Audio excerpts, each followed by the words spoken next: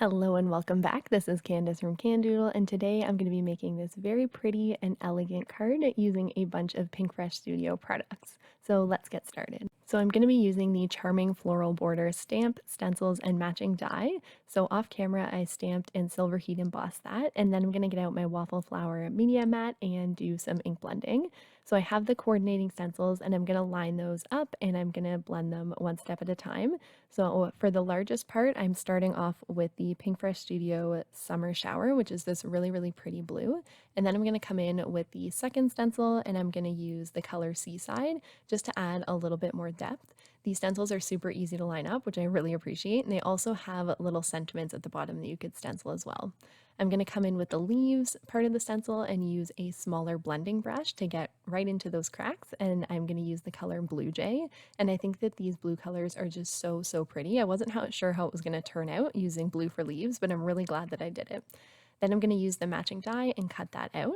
And while I'm die cutting, I'm also going to die cut the Stitches die from Pinkfresh Studio in my die cutting machine, and then I'm going to cut it in half. And you'll see where we're going with this in a second. So now I have a sheet of 8.5 by 5.5 inch paper, which I usually make to make my A2 card bases and score at the center. But instead of scoring at 4.25, I'm going to instead score at 2 1/8 and 2 1/8, and then fold those sides in and make a gatefold card, just like I did there. So now those panels that I cut are going to fit perfectly on top of that, and the card is going to be able to open like a gatefold. So I glued those down off camera, and then we are going to add our florals. I didn't want to glue the florals down directly to the card base. I almost wanted the recipient to be able to kind of pull on them to open the card. So I wanted them to have some lift off of the card base. So what I did was cut an additional 2 die cuts, which I'm going to put behind those florals. Instead of gluing the florals directly to the die cuts underneath fully, what I'm going to do is only partially glue them down. So to each of the dies, I scored them at about 1.5 inches and then folded that to reinforce where I had scored.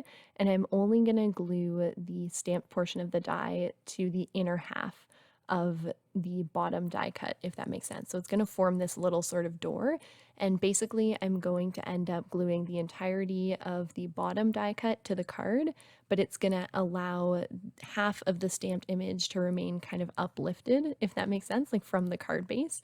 So it kind of forms these two little doors, and then once they are glued down, the recipient could pull on the stamped image, which is only half secured to the front of the card base, or they could kind of pull on the doors of the actual card. I hope that makes sense. I'm clearly not explaining this very well, but I'm trying my best. So once that was done and I was happy with how it was looking, you can see what I mean by they can kind of fit their fingers under the floral pieces or open the card as a whole.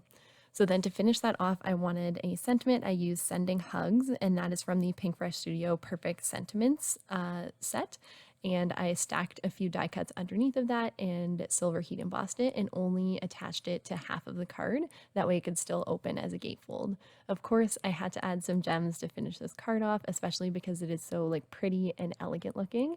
And there is the final card. I hope you enjoyed this gatefold card idea. I know it's a little bit different for me, but I thought it was really pretty and I like the way that it turned out.